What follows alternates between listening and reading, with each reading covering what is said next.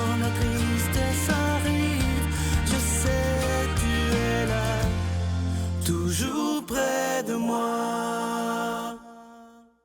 Bon mardi, bienvenue à votre émission de la Victoire de l'amour. J'espère que vous allez bien ce matin. Et comme on le fait à tous les mardis, on rejoint notre amie Brigitte Bédard.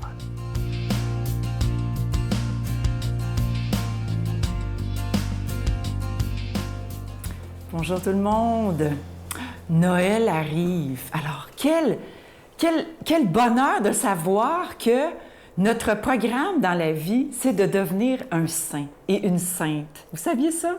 Que c'est le but de notre vie. Il n'y en a pas d'autre. Je suis allée dernièrement dans une petite communauté religieuse. Moi, j'aime ça fréquenter différentes communautés religieuses parce que je trouve qu'elles ont beaucoup de choses à nous apporter, des centaines d'années souvent d'apprentissage, de connaissances et tout ça. Et dans cette communauté religieuse-là, on nous remettait un petit truc comme ça pour devenir un SC. C'est les saints contagieux. Avec un petit bonhomme sourire. Tu sais, c'est invitant. Et puis là, tu rouvres ton petit carnet. Condition d'admission numéro 1, prier Marie tous les jours. Bon, tu peux faire un « Je vous salue Marie ». Bon, s'il y en a qui aiment ça, faire des chapelets au complet, go. Deuxième condition d'admission, faire plaisir à quelqu'un chaque jour. OK. Bon, c'est relativement facile. OK, puis là, tu peux signer. Puis là, à l'intérieur, c'est ce qu'il y a de plus beau, c'est les 10 commandements, mais d'une façon que je n'avais jamais lue. Je vous le dis là, tombez en bas de ma chaise. Je vous donne un exemple. Commandement numéro 1. Puis c'est les vrais commandements, mais comme dans les mots d'aujourd'hui, qu'au lieu de l'interdiction, des choses comme ça, c'est très positif, très beau. 1. Tu rencontreras Jésus chaque jour dans un cœur à cœur d'intimité, d'au moins, là, tu mets le temps que tu veux. Mettons, moi, j'aime ça, 20 minutes. Je trouve que 20 minutes, c'est parfait. Il fut un temps où je faisais 1 heure de cœur à cœur par jour, mais là, j'ai plus le temps parce que je fais de la télé. Hein? Donc, 20 minutes. Mais ça peut. Mais j'avais commencé par 1 minute. Je me rappelle, je n'étais même pas capable de faire plus que 1 minute de silence de cœur à cœur avec Jésus. Puis à un moment donné, 5 minutes, puis tout ça. Donc, ça, c'est le premier commandement. Deuxième commandement, tu parleras avec respect de tout ce qui appartient à Dieu et à l'Église, et tu prononceras le nom de Jésus avec amour. C'est-tu beau, ça? Quel beau commandement! Tu sais, c'est, dans le fond, c'est toutes des choses positives. 3. Tu te fortifieras dans ton amour pour Jésus par ta messe et ta communion du jour du Seigneur. Parce que c'est à ça que ça sert, la messe, hein, d'être avec les autres, de prier ensemble, de se réjouir, puis de donner de la force par l'Eucharistie. Puis ça continue comme ça jusqu'à 10. Peut-être que je continuerai. Notre Père qui es aux cieux, que ton nom soit sanctifié, que ton règne vienne, que ta volonté soit faite sur la terre comme au ciel. Donne-nous aujourd'hui notre pain de ce jour. Pardonne-nous nos offenses comme nous pardonnons à ceux qui nous ont offensés. Ne nous laisse pas entrer en tentation, mais délivre-nous du mal, car c'est à toi qu'appartient le règne, la puissance et la gloire pour les siècles des siècles. Amen. La Victoire de l'amour vous invite à sa retraite spirituelle dans le centre du Québec les 19, 20 et 21 mai 2017 sous le thème « Libère-toi enfin de la culpabilité ». Venez vivre des moments de ressourcement inoubliables en compagnie de Sœur Angèle, du Père Yvon Sanson, Pierre Faubert, psychologue, le Dr Gaëtan Brouillard, Brigitte Bédard, Sylvain Charon, Miguel Padilla et la présence exceptionnelle de Franck Nicolas, conférencier reconnu mondialement. À l'hôtel et suite Le Dauphin à Drummondville. Réservé au 514-523-4433 ou sans frais au 1-888-811-92-91. Venez vivre une expérience de libération inoubliable pour être enfin libre.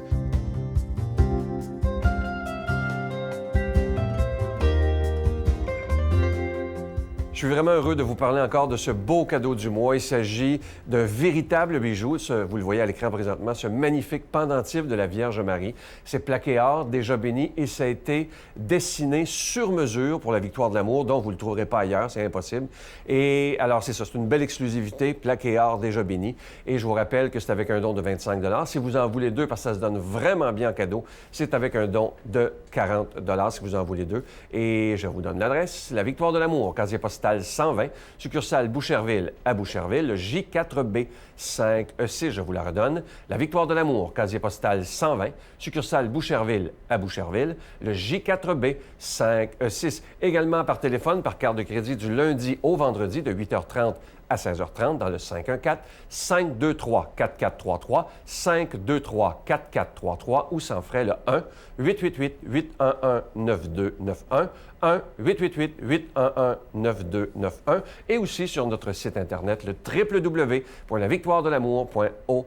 Alors, je vous rappelle ce magnifique bijou. C'est vraiment un véritable bijou. Le pendentif de la Vierge Marie. Il est plaqué or, déjà béni. Je vous dis, aussitôt qu'on reçoit votre commande, on vous l'envoie immédiatement. Et moi, je vais prendre le temps aujourd'hui de vous remercier d'une façon spéciale pour le don que vous ferez en cette période de Noël. Merci de croire à cette œuvre. Justement, il y a des gens qui ça fait 21 ans qui écoutent. Et imaginez, dans quelques mois, 2-3 mois, ça fera déjà 22 ans que la Victoire de l'amour existe. Alors, merci de tout cœur de votre grande générosité, merci de votre prière et merci de votre don spécial en cette période de Noël.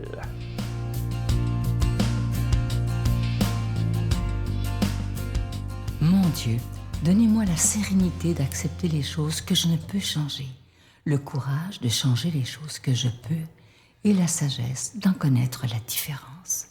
Amen. Aujourd'hui, la parole de Dieu est proclamée par quelqu'un que j'apprécie énormément. J'aime l'appeler le prêtre au cœur de tendresse. Il est tellement doux. Il a été aumônier de prison, imaginez, pendant 38 ans à Bordeaux. C'est quelque chose, ça. On l'appelle, d'ailleurs, il y a beaucoup de prisonniers, d'ex-prisonniers qui sont toujours en contact avec lui parce qu'il a changé leur vie, parce que c'est un homme qui ne juge pas, mais qui aime le Père Jean.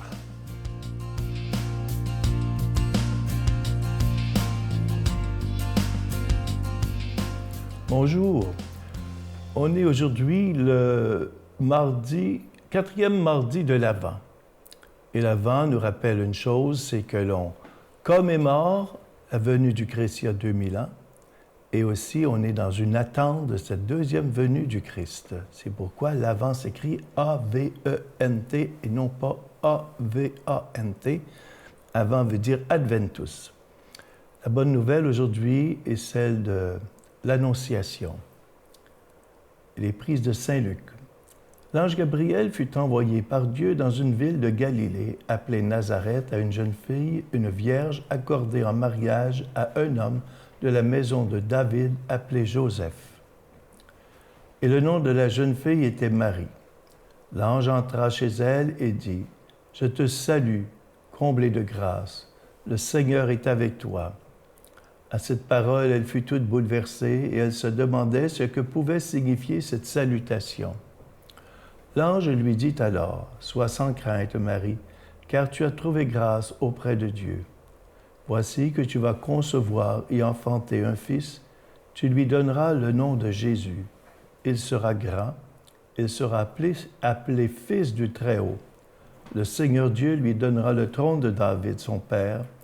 Il régnera pour toujours sur la maison de Jacob, et son règne n'aura pas de fin. » Marie dit à l'ange, « Comment cela va-t-il se faire, puisque je ne connais point d'homme? » L'ange lui répondit, « L'Esprit viendra sur toi, et la puissance du Très-Haut te prendra sous son ombre.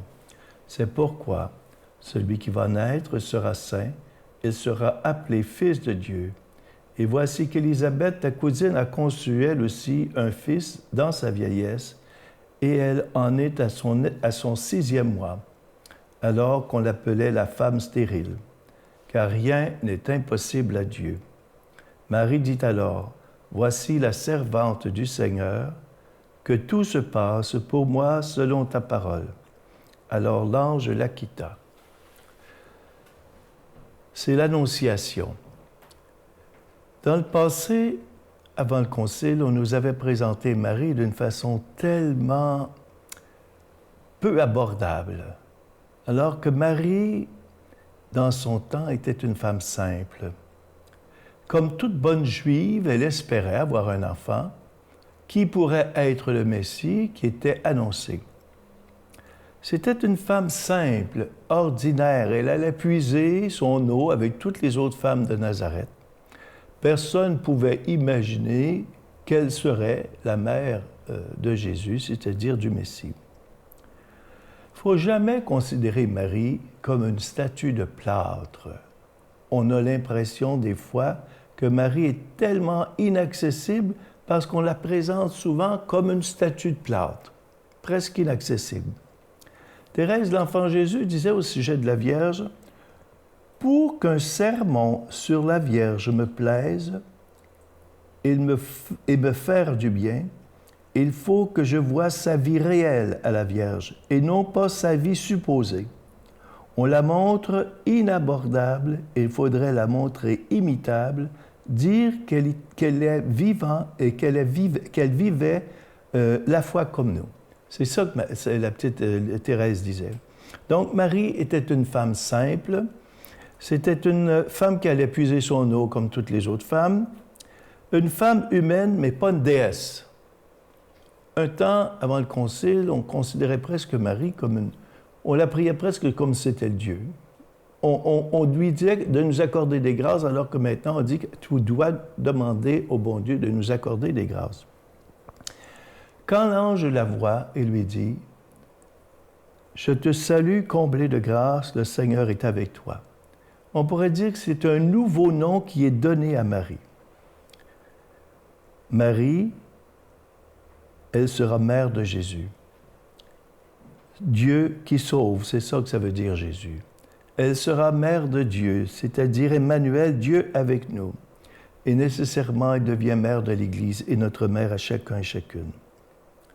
Elle a été sauvée, comme chacun et chacune de nous, par anticipation, par la mort-résurrection du Christ. Dieu lui a donné des privilèges particuliers puisqu'elle allait être la mère de Dieu, immaculée dans sa conception, vierge, l'Assomption.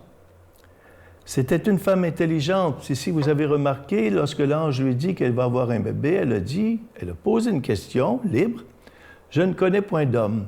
Comment cela va-t-il se faire? » Ce n'est pas qu'elle mettait en doute les paroles de l'ange, mais c'est qu'elle était une femme intelligente et libre, et elle voulait arriver à pouvoir dire son oui, librement. Et lorsque l'ange lui dit que ce sera par l'opération de l'Esprit Saint, elle accepte, puis elle dit oui. Et c'est un oui libre et intelligent et un oui dans la foi.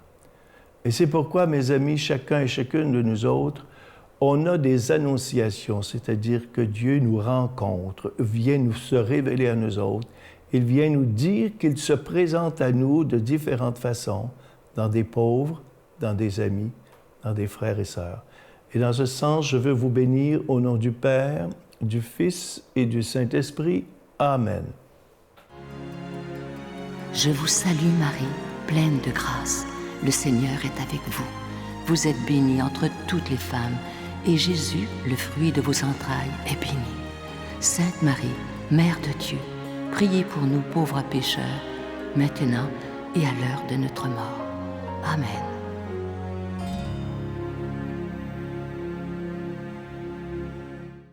Je vous laisse avec une pensée qui dit ceci. C'est très beau d'ailleurs. J'ai demandé à Dieu de m'accorder le bonheur. Et Dieu m'a répondu non. Surprenant, hein? Dieu a dit, je te donne ma bénédiction. Le bonheur, cela ne tient qu'à toi. Ça, c'est tellement vrai. On peut décider chaque matin si on va être de bonne humeur ou si on va être enragé toute la journée, peu importe les épreuves qu'on vit. Gardons le sourire à demain. Bye. Oui, puis elle m'a dit à un moment donné, elle dit, Dieu, savais-tu, maman, que moi, j'étais handicapée? J'ai dit oui, il le savait, puis il t'aimait gros. Ah, c'est beau. Des je t'aime dans la maison, là. Ouais. Il y en a. On entend tellement là, que des fois, on se dit on va mettre une enregistreuse pour les enregistrer. Tu sais, là.